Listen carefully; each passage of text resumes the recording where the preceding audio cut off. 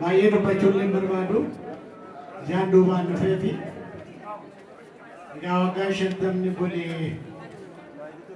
hunda keenyaaf waggaa 50dha.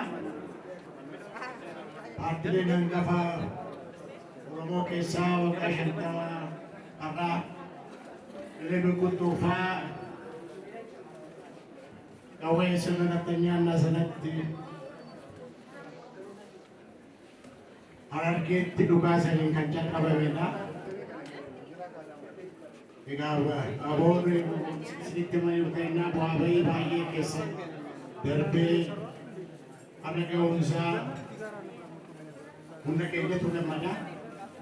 Baay'ee har'a keessan jennaani irra deebi'ee baga har'a keessan jennaani har'as qabsoon Oromoo karaa laga guddaa gubbaa ga'ee jira, ititee jira, laga ceenee egaa fuulli baay'een dargaggoo fakkaataa, qeerroo fakkaataa qabsoon Oromoo amma laga ce'utti qabsoon kuni karaa hundaa jabaatee taaphuuwwan jira baga waggaa 50 geessan.